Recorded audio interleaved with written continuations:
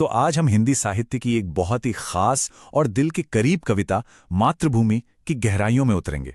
सोहनलाल द्विवेदी जी की लिखी ये कविता अपनी धरती, अपनी मातृभूमि के लिए प्यार और सम्मान का एक बहुत ही खूबसूरत गीत है। चलिए मिलकर समझते हैं इसे। कविता की शुरुआत ही इन पावरफुल लाइनों से होती है जो बार बार लौट कर आती हैं। और सच कहूं तो ये सिर्फ शब्द नहीं है, ये इस पूरी कविता की आत्मा है, इसका कोर है।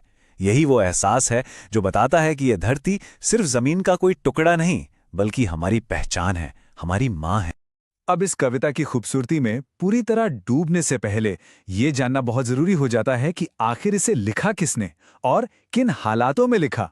तो चलिए पहले जानते हैं कवि सोहनलाल द्विवेदी और उनके समय के बारे में। ये बात बहुत इंटरेस्टिंग है कि सोहनलाल द्विवेदी जी 1906 से 1988 उस दौर में लिख रहे थे जब भारत पर अंग्रेजों का राज था। जरा सोचिए, ऐसे समय में देशभक्ति की कविता लिखना, ये सिर्फ आर्ट नहीं था, ये तो एक तरह का कल्चरल रेजिस्टेंस था, एक विद्रोह। उनकी कलम का एक ही मकसद था, भारतीयों के दिल में अपनी मातृभूमि के लिए गर्व की भावना को फिर से जगाना। तो चलिए कवि के साथ हम भी निकलते हैं अपनी मातृभूमि की एक सैर पर। और यह सफर कहां से शुरू होता है? भारत की शानदार जियोग्राफी से। जरा इस इमेज को इमेजिन कीजिए। हिमालय इतना ऊंचा, इतना विशाल, कैसा लगता है जैसे वो आसमान को चूम रहा हो। ये सिर्फ एक पहाड़ का जिक्र नहीं है, ये सिंबल है भारत की महानता का, उसके ऊंचे आदर्शों का। और उस गुलामी के दौर में ये अडिग खड़ा हिमालय यकीनन आज़ादी और आत्मसम्मान की एक बड़ी प्रेरणा रहा होगा। और फिर उत्तर से हम सीधा चलते हैं दक्षिण की ओर, जहां विशाल समंदर है, जो ऐसा लगता है मानो भारत मां के चरणों को लगातार धो रहा हो। कितनी खूबसूरत कल्पना है ये, जैसे समंदर भी अपनी मातृभूमि के सम्मान में झुका हुआ झूम रहा हो। अच्छा, इस जमीन की लाइफलाइन क्या है? वो है यहाँ की पवित्र नदियां, गंगा, यमुना और त्रिवेणी का वो पवित्र संगम। इनका पानी हर दिशा में बहकर इस धरती को सिर्फ सींचता नहीं, बल्कि पवित्र भी करता है। ये सिर्फ पानी का सोर्स नहीं, ये तो हमारी आस्था और संस्कृति का जीता जागता केंद्र हैं। तो बड़े बड़े पहाड़ों और समंदर की बात तो हो गई, अब जरा और करीब से देखते हैं कि कवि कैसे प्रकृति की छोटी छोटी दिल मोह लेने वाली खूबसूरती को हमारे सामने रखते हैं।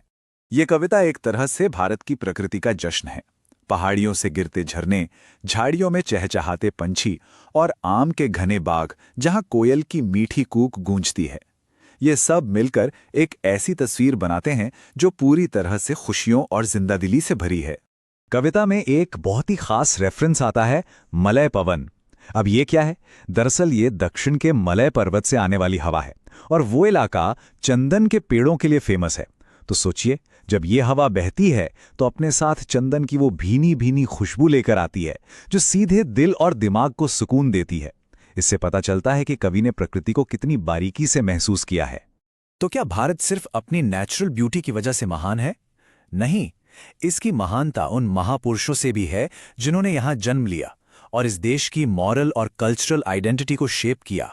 ये वो धरती है जहां श्री राम और सीता का जन्म हुआ।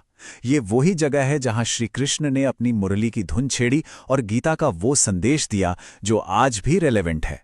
और हां, इसी मिट्टी में गौतम बुद्ध ने जन्म लिया और पूरी दुनिया को एक नया रास्ता दिखाया।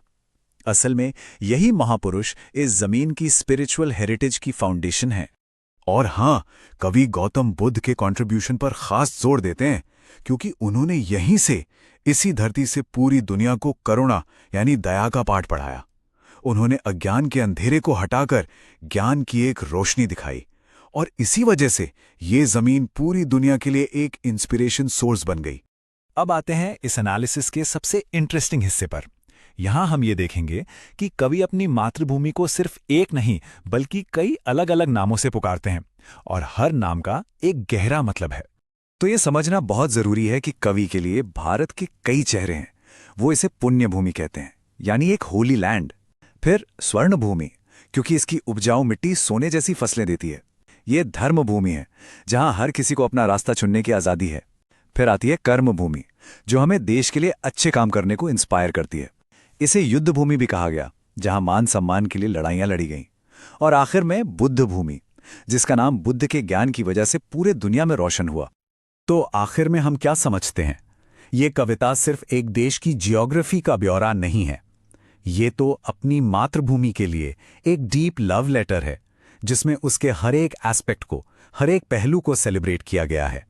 चाहे वो पहाड़ और नदियां हों या फिर यहाँ के महापुरुष और उनके महान विचार, कवि ने अपनी मातृभूमि को एक कंप्लीट पिक्चर की तरह देखा और सराहा है। और अंत में ये विश्लेषण एक सवाल छोड़ जाता है। जिस तरह कवि ने अपनी मातृभूमि को इतने रूपों में देखा और सराहा, हमें भी सोचना चाहिए कि हमारी मातृभूमि हमारे लिए क्या मायने रखती है।